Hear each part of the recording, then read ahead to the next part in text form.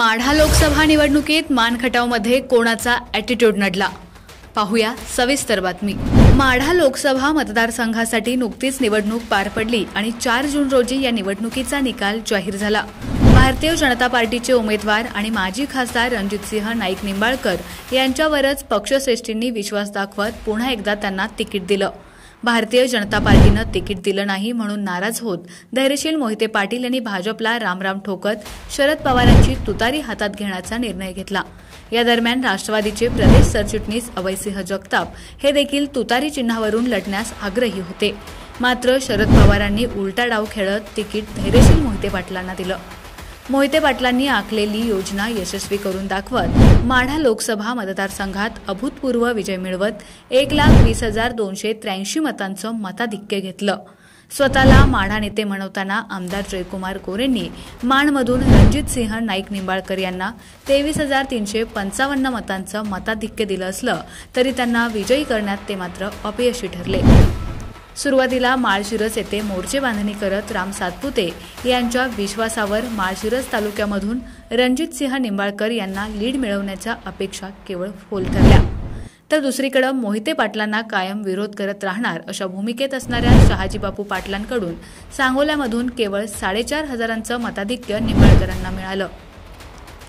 रणजित निंबाळकरांनी आपल्या होम ग्राउंडवर म्हणजेच फलटण तालुक्यात राजगटाला मागे सारत 18,000 मताधिक्य मिळवलं असलं तरी ते मताधिक्य निंबाळकरांचा पराभव टाळू शकलं नाही। या तिन्ही तालुक्यांचा विचार करता रणजित निंबाळकर या ठिकाणी काही प्रमाणात जरी यशस्वी ठरले असले तरी माढा आणि करमाळा या 2 तालुक्यात त्यांना सपाटून मार खावा लागला। मागच्या निवडणुकीवेळी संजय मामा शिंदे यांचा रणजित निंबाळकर यांनी दारुण पराभव केला होता। त्याच पराभवाचा बदला माढ्यातील जनतेने घेतल्याचं बोललं जातंय।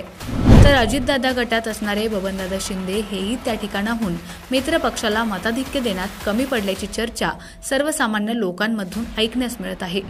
माळशिरस तालुक्यातील धैर्यशील मोहिते पाटील यांनी आपला गड शाबूत ठेवत पुन्हा एकदा मोठं मताधिक्य मिळवून भारतीय जनता पार्टीच्या उमेदवाराला चांगलाच दणका दिलाय। रणजितसिंह नाईक निंबाळकर यांच्या पराभवास या गोष्टी कारणीभूत ठरलेत। एक म्हणजे फलटणमधून रामराजेंचा विरोध।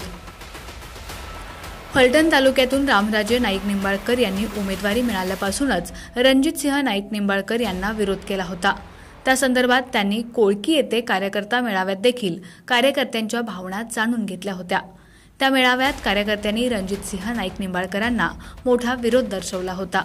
यानंतर रामराजे यांनी याच मेळाव्यात सूचक वक्तव्य करत आम्ही काम करू परंतु उमेदवाराला मताधिक्य मिळालं नाही तर आमची जबाबदारी नाही असं सांगून भाजपला एक प्रकारे इशाराच दिला होता। दुसरं म्हणजे आमदार जयकुमार गोरे यांचं अपयश। दहिवडीच्या नितीन गडकरी यांच्या झालेल्या सभेत आमदार जयकुमार गोरे माळशिरसचे लीड तोडून धैर्यशील मोहिते पाटलांना पराभवाची धूळ चारण्याची भाषा करत होते। मात्र आमदार गोरेगाव मानखटावमधूनच फक्त 23,000 लीड देता आलं। आमदार गोरे यांचं हे मोठं राजकीय अपयश असल्याचं बोललं जातंय। चौथी गोष्ट, उत्तमराव जानकर यांनी भाजपला दिलेली सोडचिठ्ठी। विधानसभेला माळशिरस विधानसभा मतदारसंघातून राम सातपुते यांना मताधिक्य देणारे उत्तमराव जानकर यांची आणि देवेंद्र फडणवीस यांची शिष्टाई अयशस्वी ठरल्यानं उत्तमराव जानकर आणि मोहिते पाटील घराण्याचे राजकीय वैर संपुष्टात आले। उत्तमराव जानकर यांची समजूत काढण्यात भारतीय जनता पार्टीला अपयश आल्यानं उत्तमराव जानकर यांनी मोहिते पाटलांना साथ देणं उचित समजलं। पाचवी गोष्ट म्हणजे पाणीदारपणाचं प्रचारतंत्र अयशस्वी ठरल्याची। रणजित निंबाळकर यांनी वापरलेले पाणीदारपणाचे प्रचारतंत्र हे अयशस्वी ठरल्यानं त्यांना पराभवाला सामोरं जावं लागलं। आणि 6वी महत्त्वाची गोष्ट म्हणजेच मोहिते पाटलांकडून योग्य नियोजन आणि करेक्ट कार्यक्रम झाल्याची।